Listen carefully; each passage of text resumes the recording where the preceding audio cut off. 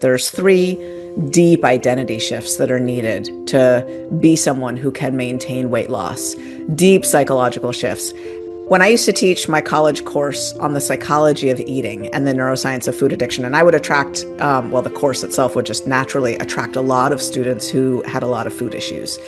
At some point during this course, I would draw a big circle on the board and I would say, hey, everybody, check out this big circle. Think of it like a pie chart, okay?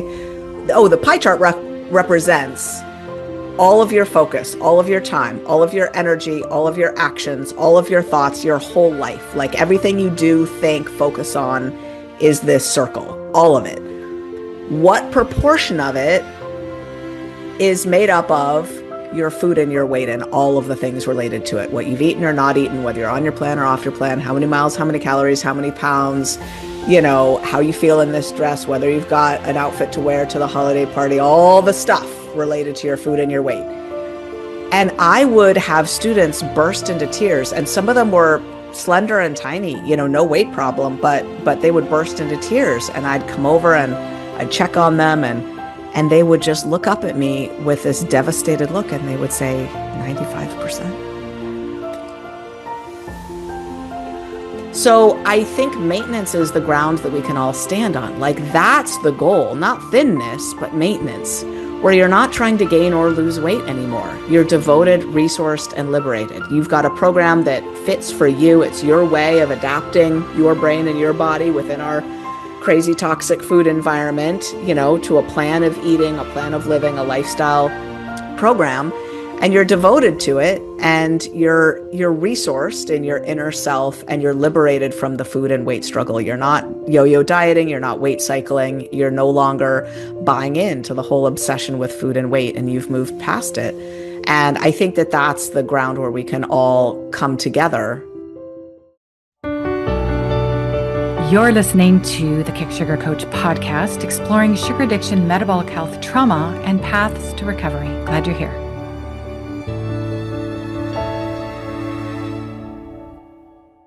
Hello, everybody, and welcome to an interview today with Susan Peirce Thompson. And I'm really, really excited about this interview today. Let me tell you a little bit about her. She's an adjunct associate professor of brain and cognitive sciences at the University of Rochester, a multiple New York Times bestselling author, an expert in the psychology of eating. She's the president of the Institute for Sustainable Weight Loss and the founder of Brightline Eating, a global movement that helps people break free from ultra-processed food addiction and lose weight and maintain weight. She has a new book coming out in April next year, in 2026, called Maintain: The Surprising Psychology and Simple Practices of Keeping Weight Off Forever. So I'm really excited to spend some time with Dr. Peirce Thompson today to talk about the surprising psychology and simple practices of keeping weight off forever. So welcome, Dr. Peirce Thompson. Thank you so much. It's great to be here, Florence. Yeah, I mean, you really taught the world that we can lose weight. And I think this is the piece that's going to be a whole other kettle of fish, a whole other conversation, a whole other approach. Have you seen the documentary on Netflix right now called Fit for TV? No. Okay, you're going to want to watch that. And anyone who's listening to this interview, go track it down. It is a follow-up documentary to the 16-year blockbuster TV series known as The Biggest Loser. Okay, yeah, I've heard of that. Yeah, and I've read some of the research studies that have been published on The Biggest Loser, so I know a little bit about what they found. Yeah. They found that they could bring them into this ranch and get them to lose the weight, but when that went home, they gained it back. And some of that was because the approach to losing weight wasn't very sustainable to begin with. It wasn't really smart. There was lots of low-calorie eating and that kind of thing. But they also had no support. They didn't know how to maintain weight. They didn't have that piece of the picture. So it's so great that you're coming to talk to us about that today. Do you want to just launch and tell us what inspired you to write this book? Yeah, absolutely. I mean, I have known for a long time that I would write this book. It's what distinguishes my program, I think, from other programs is how much we focus on maintenance. And the backstory to that is we've always focused on maintenance. Brightline Eating has been around for 11 years, and I've been maintaining my weight loss for 22 years. I went from obese to slender 22 years ago. And Around when was it? 2020, we finally started looking to make a series of courses on maintenance, uh, a real curriculum around maintenance. And so what we came up with was three courses: maintenance one, maintenance two, maintenance three. And maintenance one is all about the background psychology of preparing for maintenance. This is a course that someone should take while they're still losing weight, ideally when they're not even thinking about transitioning to maintenance yet. And this is what prepares them for the first identity shift, which, that's the framework of the book Maintain, is that there's three deep identity shifts that are needed to be someone who can maintain weight loss, deep psychological shifts. And the first one is you've got to become devoted to your program, devoted to a new way of eating.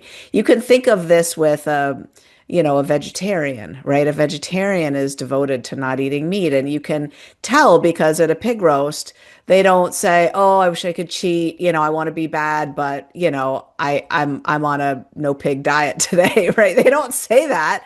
They say, "No, thanks, I don't eat meat." Or is there any sweet potato, or is there anything, are there any beans? Is there any tofu, right? So, vegetarians are devoted to a different way of eating. They don't eat meat. And in a similar way, someone who's going to maintain weight loss has to become devoted. So they're not dieting, they're not on again, off again, their program.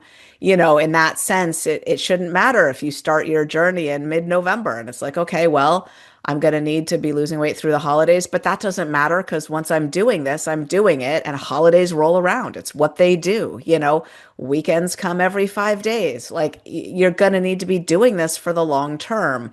So before you're devoted, you're thinking every Valentine's Day, every birthday, every cruise is an opportunity to deviate from your plan, or it's a reason why you can't be on your plan or something like that. Once you're devoted, you just don't think that way. So that's the first identity shift. And that was the first course we created, was maintenance one. There was a lot more in that course than that, but that was the gist of it. And then maintenance two was all about the nuts and bolts of actually transitioning to maintenance. And this is where I think a lot of weight loss programs lose the plot, right? They basically say, now go back to eating the way you used to eat, kind of just incorporate what you used to do. And, it's kind of crazy town, like how is that supposed to work? Nobody loses their excess weight and then goes back to what they used to do and stays slender. Like that doesn't work. So maintenance two is all about how do you add a little bit of food so you slow your weight loss and gradually, we call it landing the plane. And then maintenance three is all about the life afterwards. So the two other identity shifts, the first one's becoming devoted, the second one is becoming resourced.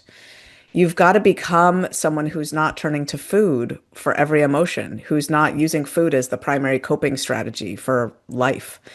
And the third identity shift is becoming liberated. And that's what maintenance three is all about. So becoming liberated is more of a trick than you might think, Florence, because, let me tell you an illustration.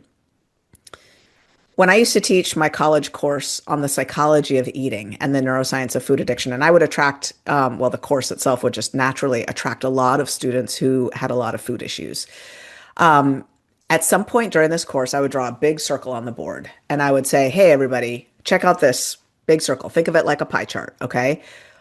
What proportion of this, the pie chart represents all of your focus, all of your time, all of your energy, all of your actions, all of your thoughts, your whole life. Like everything you do, think, focus on is this circle, all of it.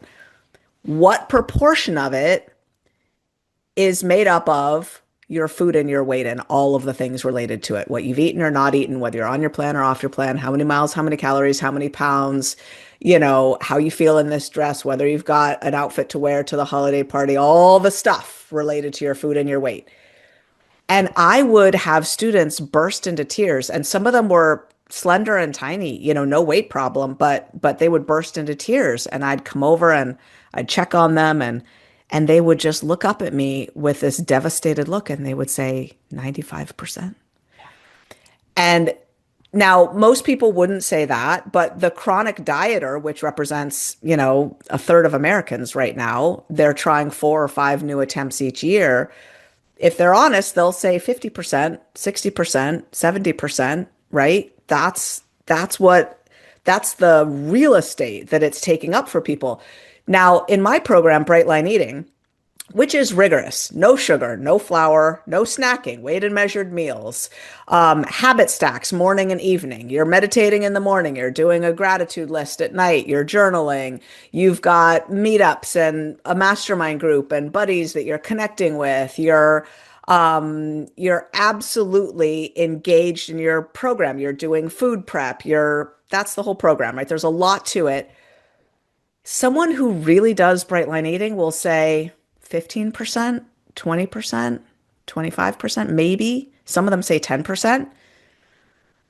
So that's the differential, right? Let's say the average bright lifer says 15% of their life is devoted to now all the things they do. Now, keep in mind, they get almost all the healthy habits of like connection, healthy food, good exercise, good sleep, good mindset in the package of that 15% that they're devoting to bright line eating.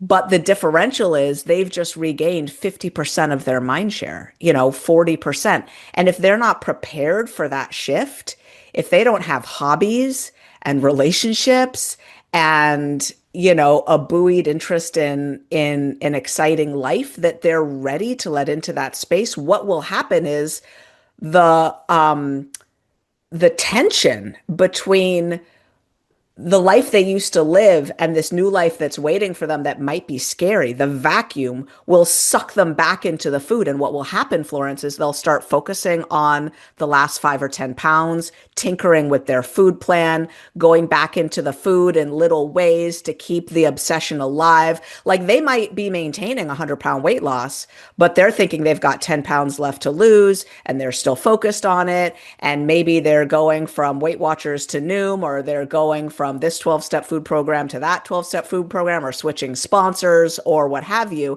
And they're finding ways to keep the obsession alive. So to achieve maintenance, you've got to become devoted, resourced, and liberated. You've actually got to allow yourself to move on finally past the food and the weight struggle. Incredible. Incredible. So, with respect, some of the research that you've started to publish research and you're starting to show that you're getting as good a result in terms of weight loss as GLP-1s. Like, can you talk a bit about your research and your science around weight loss?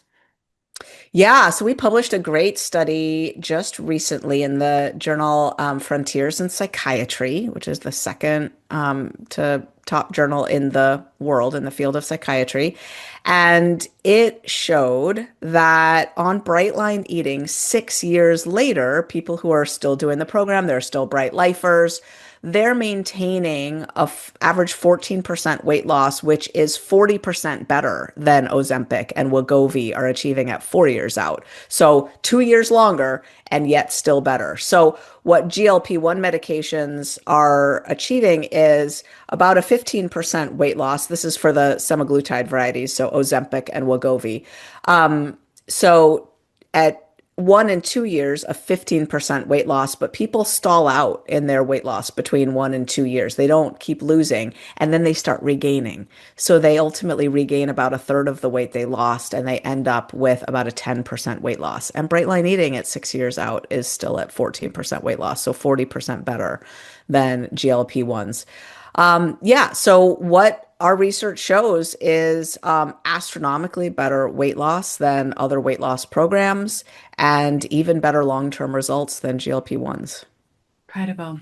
Is there a time when you would recommend GLP-1s on someone's weight loss journey? And what would you say are the pros and cons and cautions that you also might share? Absolutely. I'm very pro-choice about these medications. I think there's a time and a place for sure. I have no doubt that if I didn't have the degree of peace and freedom I have on my own food journey, I'd be on one. I have no doubt. And the reason is that I've just suffered so much with food and weight. Like my cravings and my hunger were so insatiable and torturous. Absolutely, I would have sought a medication to help me with that. Without a doubt, I was drowning, I was dying, I was suffering, for sure. In the same way that I've, in the past, been on, a Prozac or an SSRI type drug, for a period of depression. So, I think these drugs have a place. I think that their place is if someone I mean, the ideal scenario for them, I think, is for someone who really, really feels like they have tried an abstinence-based program, whether it's a 12-step program or bright line eating, and given it the full college try. And what they find is the cravings and the hunger just overtake them. They just can't seem to stay abstinent, to stay bright. Then I think using a GLP-1 medication as a tool, as an adjunct assister to help you stay abstinent, stay bright, is a really good idea. I think that that's absolutely indicated. And I think that the side effects are concerning. Absolutely. I think that carrying excess weight, though, is also medically concerning. So if you're carrying quite a bit of excess weight, from my perspective, those are just about a wash. People are seeing some side effect challenges, but they're all, on average, people are also seeing health benefits from them. A lot of reduced inflammation, some better cardiac outcomes. So, I think medically speaking, I think the cost benefit profile for someone who's overweight is probably a wash. And I think that the biggest challenge that I see with these drugs is that people are using them as a silver bullet. They're using them as a diet. And what's going on, statistically speaking, is 85% of people are off them within 2 years. I'm just going to say that again because that's mind blowing. 85% of people are off them within 2 years. These are not medications that work when you stop taking them. These are not results that last after you stop taking the medication. It's like going on a cholesterol medication and then just going off it willy-nilly. It's like, well, you're not going to keep getting the results if you go off the med. Nothing keeps working if you stop it, right? Like exercise doesn't work if you stop it, right? You got to keep doing it. So I really think of these medications as a tool that should be incorporated into someone's program long term. I know that's not the way people are thinking about them. Now, I do think that there's a chance that we will start to see a group of people who use the medication as a tool to stay abstinent or to stay bright for a stretch of time, get their footing with it, and then wean off the medication and stay abstinent or stay bright without the medication. I'm not sure, though, if that's what we're going to see. I'm curious. I'm open-minded. We have not yet seen large numbers of people try that experiment. It's still kind of early days, and that I've got my ear to the train tracks on that one. I'm watching my community very closely because in my community, we've got a fair number of people on a GLP-1 medication doing bright line eating at the same time. And 76% of them intend to get off that medication at some point. Most of the people who are on the medication are not staying bright right now. 13% of them are. 50% are sloppy bright, but it's working for them because the medication allows them to have a little bit of a piece of bread before dinner and then not overindulge. And they're still losing weight and they feel like it's working. But that's not going to work when they go off the medication. The people I work with are highly food addicted on average, right?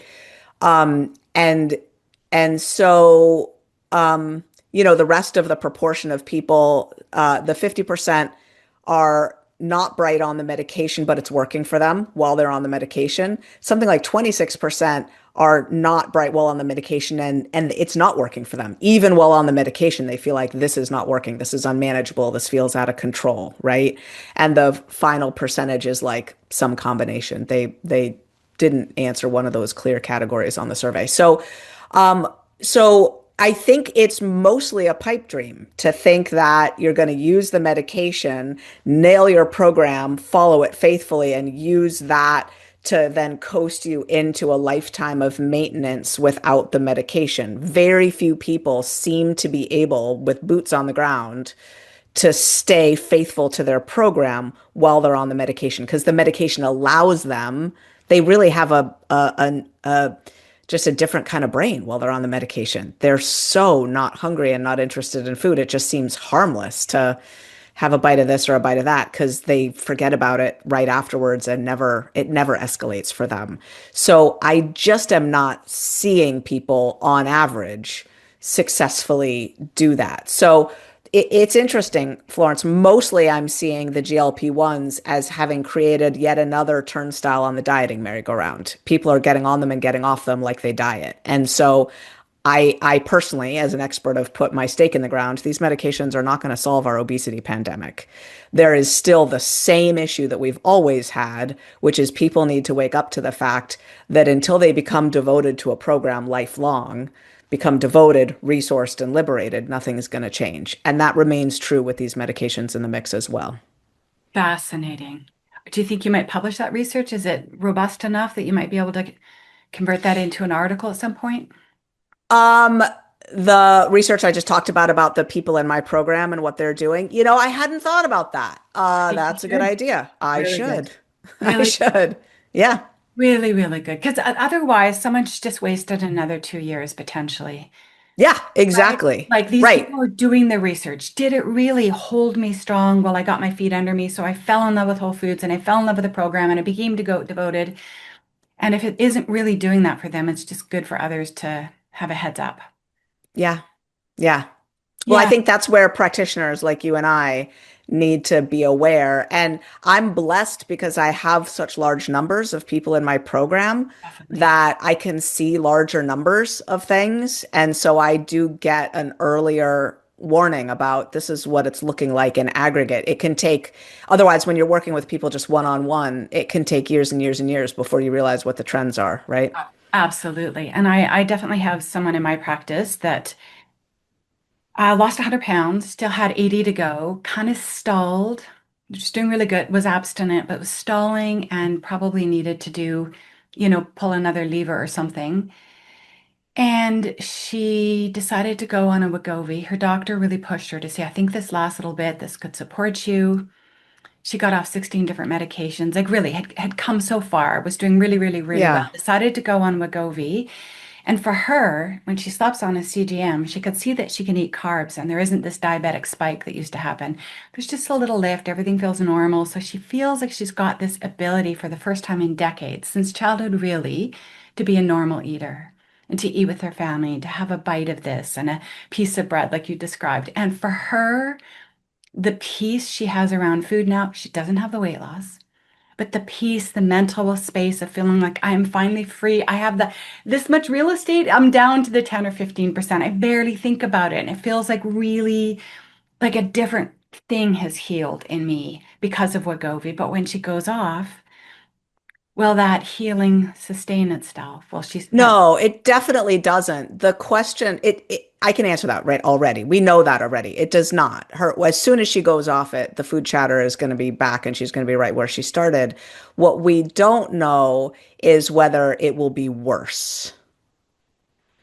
So what happens when the brain downregulates because of a medication is the receptors thin out. They become less numerous and less responsive, and they can leave you in a state of being worse afterwards. We don't know yet whether that's the case with these medications. We do see some evidence of adaptation and downregulation in this Wegovy study that came out with 4-year data showing that people lose weight for the first year and 3 months, then they plateau out, then they regain a bit. That regain is the sign of receptor fatigue, receptor downregulation. And that means that when she goes off the medication, those receptors aren't what they were before, which means whatever natural GLP-1 she has without the medications got weaker receptors to work with. So it could be worse afterwards. It will at least be as bad as it used to be. So if she's planning to go off the medication, and she's thinking she's going to stay healed or fixed or whatever, she's got a rude awakening. So I would say your patient would be a prime example. If she's feeling peaceful in her body, peaceful enough. She's lost a bunch of weight. Like this could be maintenance for her. She could just be on Wegovy and it couldn't have solved her problem well enough. She's lost a bunch of weight. She's on a GLP-1. She's enjoying being a normal eater, and that could be her solution. Right. Right. But again, she's likely to regain some weight after a couple years. It's likely to not work as well as it did a couple of years in. And how will she feel then? So Right. that remains to be seen. Right. Right. Right. And I think just to clarify that the peace that she's finding with food is really around the disordered eating. Not necessarily cravings. She had none going in. She'd been abstinent for 3 years. That felt like a done deal. She passed it up. It wasn't that she had cravings or obsessions so much, but she still had some weight to lose. And the peace that she's finding is around the decades of deprivation, the decades of like, oh, I can't eat that. Like all of that just seems to have shifted. She can have it or leave it. She has a choice now. Most of the 99% of the time she's leaving it, but that's the piece that's new for her. That she couldn't run the risk of having a bite, not just because of addiction, but because she didn't ever give herself permission to eat the bite. And now she's giving herself the permission. And I don't, does this make sense? Like that whole sort of It deprivation does. diet mentality piece.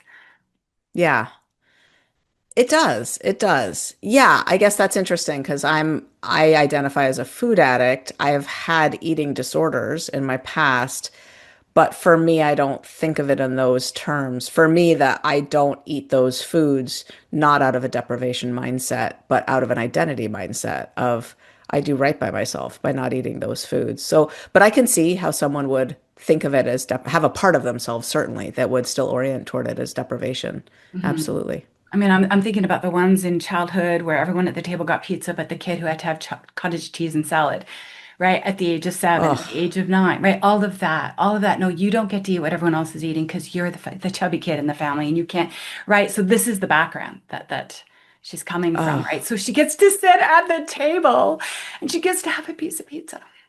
yeah. She gets, right? And so there's just all Yeah. these So sweet. so sweet and so many layers of complexity to Yeah. really so complex. We understand a bit more about weight loss maintenance, those three phases, those three identity shifts. What about the people that are listening to this? Oh, Dr. Peirce Thompson, I'm nowhere near maintenance. Talk to me about weight loss. What do I need to do here to get that far so I can have the problem of how to navigate maintenance successfully? Yeah. Weight loss is a trick. So, basically, I would say step one is figure out what kind of brain you have when it comes to addiction, because I really think it is the X factor.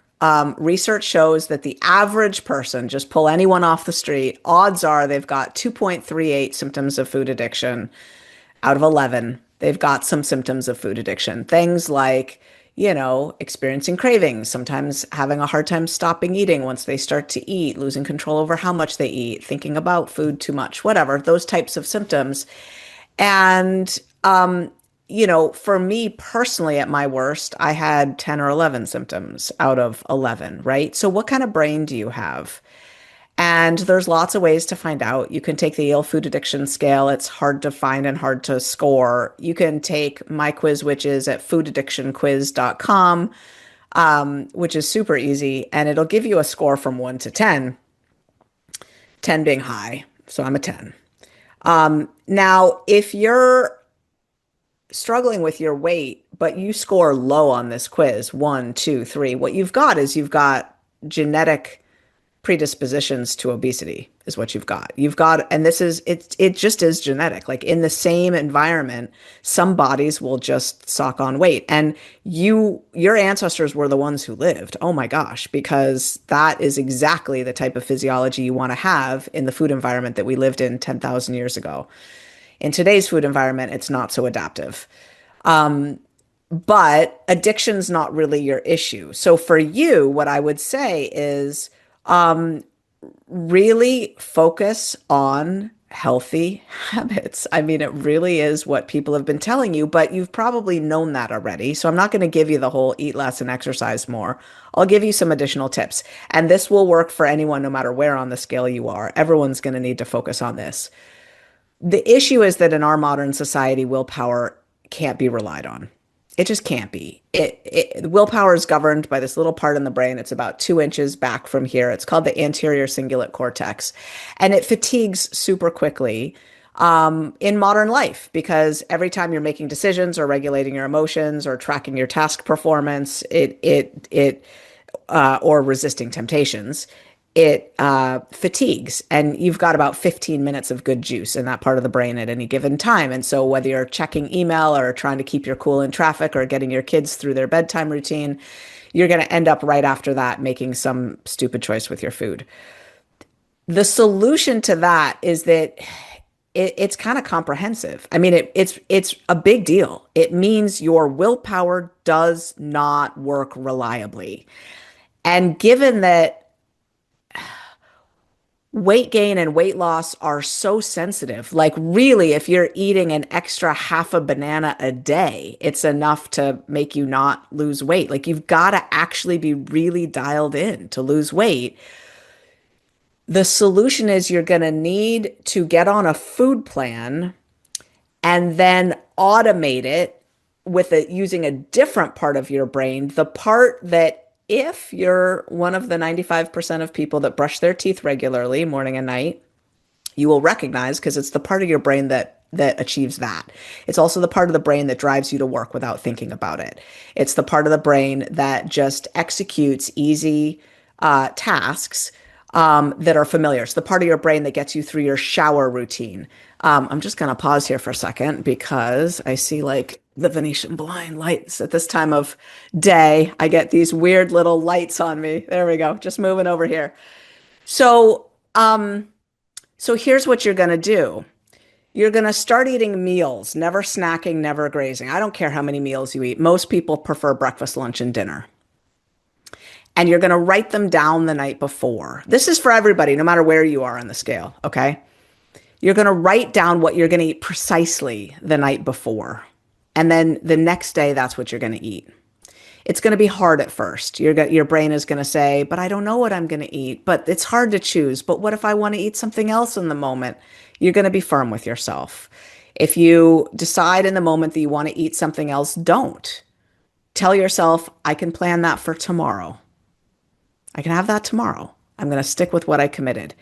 As soon as you get into a rhythm with that, you're going to take the load off of willpower. It'll take a little while to get used to the habit. Now, what if you're higher on the scale? What if you're a 9, an 8? What if you're high on the scale?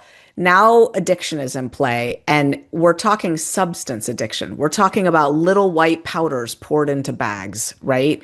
Potato chips, sugar and flour. We're talking about drugs, and take it from an ex-cocaine, crack cocaine, crystal meth addict. We're talking about the same types of drugs and the same effects on the brain. You can look at a brain scan. It's the same stuff. So what you're going to have to do, I'm afraid to say, is abstain completely from sugar and flour.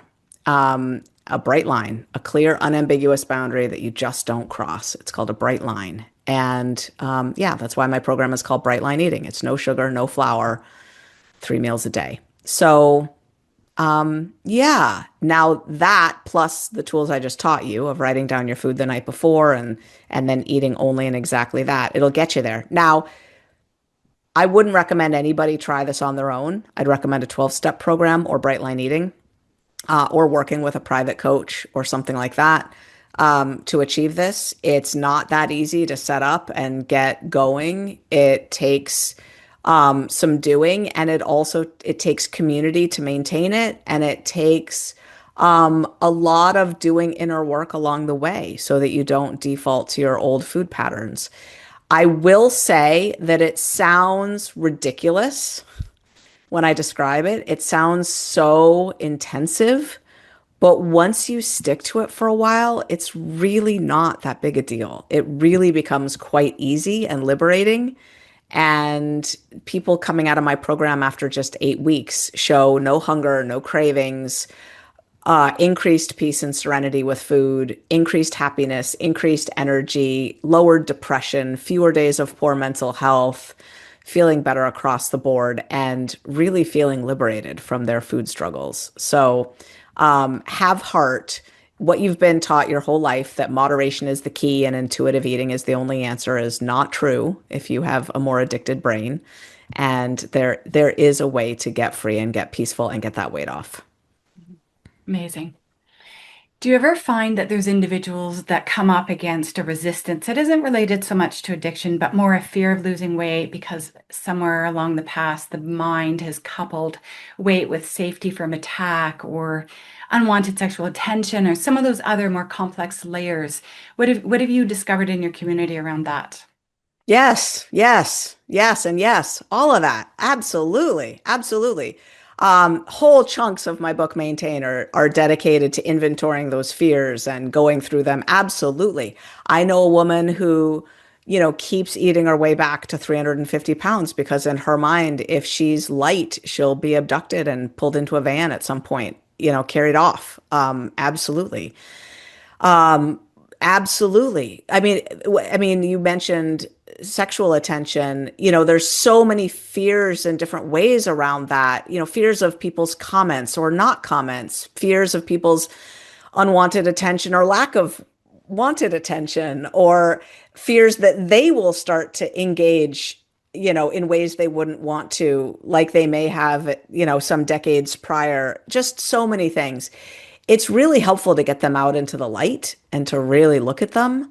Um, and, I think that trauma is a huge underlying driver for a lot of food issues. I think that working with someone to work on that trauma using EMDR, using, good evidence-based complex trauma healing techniques is a great idea. And what I want to say is it's not unsurmountable. Like a lot of us have I had so many fears. I had fears of success. I had fears of failure. I had fears that I might leave my husband if I lost my weight. I had fears that, oh God, what were some of them? I had a lot of fears. And slowly as the weight melted off, I acclimated, and you can too. You can too. Little by slow, you just address it all. You can teach the body that you're still safe. You're still safe. You're safe at this weight. Look, we're safe, right? You can Yeah. hold its hand and reassure it every step of the way. Yeah. In terms of, so your focus really is ultra processed food addiction, but the thing that typically brings people to bright line eating is a desire to lose weight. So they get to bright line eating, and you say, okay, sure, I know your heart's desires to lose weight. I honor that. I respect that. I'm going to help you lose weight. But then you say to them, but we can't do this through diet mentality. This can't be a diet. Yeah. So how do people, it's so ingrained in us as women, especially. So how do you break diet mentality? Well, sometimes we can't. Lots of people just stick around with bright line eating with diet mentality, but the whole community in bright line eating is starting to become ever more educated about it, about hearing it and noticing it. Really, I think I did a lot of things in the early days that fostered diet mentality, and I didn't even realize it. I talked a lot about goal weight, because I knew people were coming to lose weight, and I was stoked to be living at my goal weight. When you've lived with obesity, and just wanted that weight off, suddenly to be slender, is it's a miracle. It feels amazing. So I talked a lot about goal weight, and then years passed and I noticed these folks who'd lost 130 pounds and felt like failures and were still perseverating about the 5 pounds that they felt like they had left to lose. And I heard that some version of that story often enough that I thought, what am I doing wrong to set these people up to be so fixated on a number? I mean, now we don't talk about a number, we talk about a range, and we also don't talk about goal weight. We talk about our bright bodies as opposed to, I don't know, there's different terms for, what happens when you lose weight, but we talk about a bright body almost to, there's no definition for that in the dictionary, right? So we get to, define that how we want to: a body that can move, a body that can ride a bicycle, a body that can, take deep breaths and sit in meditation in the morning, define a bright body how you want to. But um, I can hear diet mentality in people when I coach them. I can hear that they're often during the weight loss phase, they're really concerned about their rate of weight loss, you know? And someone who doesn't have diet mentality has kind of, it's already dawned on them that nothing's going to change really when they're in maintenance, that there's no rush to get anywhere. They're going to keep not eating sugar. They're going to keep not eating flour. They're going to keep putting their food on the scale. And really, once you have a few bright meals in a row, you have a bright body. You know, like you're there, sweetheart. You're there. Now it's all journey. Just enjoy. And you can hear it in people that have had that realization and they realize there's nowhere to rush to. It doesn't matter if they're losing, you know, a quarter of a pound a week or 4 pounds a week. It's all the same. It doesn't matter, you know. So, I guess long story short, it is hard and not everybody's ready to let go of diet mentality. And that's okay too. You know, you're not kicked out of Bright Line Eating if you're there to lose weight and it's a diet for you, you know. But it is wonderful to watch people wake up to the reality of, oh, this is all about my life. This is all about how I feel in my skin. This is about a deep level of joy that I've never had before. This is so not about a diet. Hmm. Amazing. Thank you. And what about people who really struggle with the weighing and the measuring? There's just something in them that there's an endless bucking bronco inside them about having to do that every meal, every day, all the time for the rest of their lives. How would you help people make peace with that? Or is there a way around it? You know, I don't encounter that very much, to be honest. Okay. And it might be that what I say to that up front, I mean, people certainly might feel that way coming in the door. And what I say is just try it for a little while because people resist it because it sounds fanatical and way too intense and restrictive. The reality is that the quantities are ample. We're not weighing and measuring our food to eat tiny quantities. You might actually find that the quantities feel too voluminous. And wink, wink, we're actually mostly making you weigh your food so that you eat enough vegetables. um, and also what I say is I want you to try it, give it the college try through the boot camp, and then write me a letter. And what you're going to say is, I love my digital food scale so much. If my house were burning down, I would grab my cat and my digital food scale and run out the door because I really don't want to live without my digital food scale. And I think what happens, Florence, is when people go through the boot camp within 8 weeks, it doesn't feel obtrusive or annoying. It feels freeing. That is the truth of how it feels. And it also becomes automatic. So you stop noticing that you're doing it. I mean, weighing food is just a process of getting the food from the container, you know, into the onto the plate or into the bowl. And just like you wouldn't notice if you had a spoon versus a paddle versus a, I don't know, a pitchfork versus a whatever to like shovel it from one place to the next, the process is you acclimate to it. You don't notice anymore. I mean, I come down in the morning and my hand puts the digital food scale in the middle of my counter while I'm grabbing a bowl. I do that if I have company over and I'm weighing their food and at some point I realize, oh, they don't weigh food, so I don't need to do this. But the bowl's already on the scale. It becomes automatic. So really, I have to say, I work with thousands of people and I almost never hear that. Very few people. Okay. Okay. Interesting. Well, I think that's all I have for questions. Is there anything more you would like to share before we wrap up today? Oh, goodness. Let me think about that. Well, I just want to say that since I've been working on the book Maintain, it really does dawn on me. I did a literature search and there's almost no books on weight loss maintenance. There's a couple, but there's very few, and there's none on the deep psychology of weight loss maintenance. And there's probably 10,000 books on weight loss. And so I just think it's really interesting that our society has not really come around to this, you know, aspect of the conversation. And I guess what I want to say about that is it feels to me like maintenance is the ground we can all stand on together, right? If you think about where our society's been when it comes to food and weight, you know, 1970s.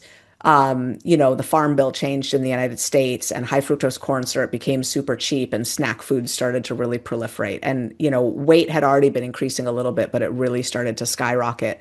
1980s, you've got diet culture and fat-free obsession creeping in, right? And now you've got bulimia and anorexia as diagnoses, and you've got diet culture and eating disorder culture. And then you've got a huge backlash that happens. And now in this century, you've got the body positivity movement and the health at every size movement, the fat acceptance movement, which are at the same time trying to say that being fat's not unhealthy or it's not that unhealthy, right? And sort of ignoring a little bit the mountain of evidence that shows that actually excess adipose tissue really does release a lot of inflammatory stuff and is correlated with, all kinds of ill health.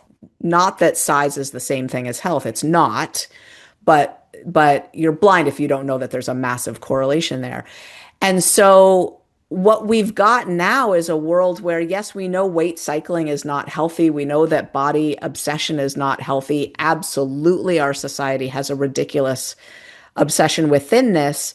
And absolutely we've not done enough to overcome that. I mean, Harvard's implicit association test is showing that every form of bias has been going down for the last 20 years, except anti-fat bias. Wow. Every other form of bias, bias based on race or age or gender or sexual orientation or gender identity or ability, or pick a demographic, and they test for, well over a dozen of them. Anti-fat bias is the only one that's still going up. Every other one is going down. Still going And up. It's still it's going. still going up. Wow. Wow. Yeah. Yeah. Body positivity, bigger mannequins, it's done nothing. It's Wow. still going up. Now, I don't want to say it's done nothing, actually, because I have three daughters, and I feel like I did have to put, nip in the bud there on no fat talk in this house when they started to say my stomach is big, or they were getting that from their friends a little bit. I stopped it. And I have three girls, 17, 17, and 14, and no talk about our bodies in our house, like in any pejorative or any way, really, like just none. And I think that there is a culture in their generation to not buy in to the anti-fat bias as much. I think. I don't know. What I mean, I'm curious if we gave them the IAT test, whether that would show out. But across society as a whole, anti-fat bias is still going up. And you can just see in terms of realities, right? People carrying excess weight don't get as good medical care. There still aren't airplane seats for them, right? Like if you need a wheelchair, the airline will pay for someone to wheel you to your gate, but they won't make a seat that fits you if you're big enough, right? So and nobody is noticing or lobbying, right? Like what's that about, right? Like why aren't there some seats that are bigger? It's just not okay that if you're a certain size, you just don't get to fly anywhere. Like what? So we have a lot of work to do on that, right? But at the same time, on the other side of the equation, it's like, thank goodness weight loss drugs gave us our language back that we could talk about weight loss again. Like it wasn't okay to talk about 5 years ago. You couldn't, someone couldn't say, I'm trying to lose some weight in polite society without it sort of being, not okay. Like it's okay to try to lose some weight if you feel like you've got extra weight on your body for you, right? And there are a lot of healthy, not diet obsessed reasons to want to get some weight off, right? So I think maintenance is the ground that we can all stand on. Like that's the goal, not thinness, but maintenance, where you're not trying to gain or lose weight anymore. You're devoted, resourced, and liberated. You've got a program that fits for you. It's your way of adapting your brain and your body within our crazy toxic food environment, to a plan of eating, a plan of living, a lifestyle program, and you're devoted to it, and you're resourced in your inner self, and you're liberated from the food and weight struggle. You're not yo-yo dieting, you're not weight cycling, you're no longer buying into the whole obsession with food and weight, and you've moved past it. And I think that that's the ground where we can all come together And so anyway, that's what I support. We're setting up a maintenance database. We want to get 1 million people in maintenance by 2040. And once the website, I don't know when your thing is going live soon, so it won't be set up yet. But yeah, it'll be at 1millioninmaintenance.com. And we want to get 1 million people living in maintenance. And I hope that's just the beginning. It's not about doing bright line eating or doing this program or that program. It's about getting off the dieting merry-go-round and be owning that you're liberated. You're no longer enmeshed in that struggle. So, yeah. Beautiful goal. Beautiful. Amazing. How can people find you and anything else you'd like to add? Yeah, I just want to remind people it really is a good first step to find out what kind of brain you have. So consider taking the quiz at foodaddictionquiz.com. You can always find me at brightlineeating.com. And wherever you're at with your food, your weight, your life, I just love you. I hope that you get all the tools and resources and support that you need. And yeah, thanks for tuning in. Thanks, everybody. Thanks so much, Susan. Yeah, thanks, Florence. Bye-bye. Thanks for tuning in this week. If you would like more interviews, more information, and more inspiration on how to break up with sugar, go to my YouTube channel, Kick Sugar Coach, or my website, kicksugarcoach.com. See you next week.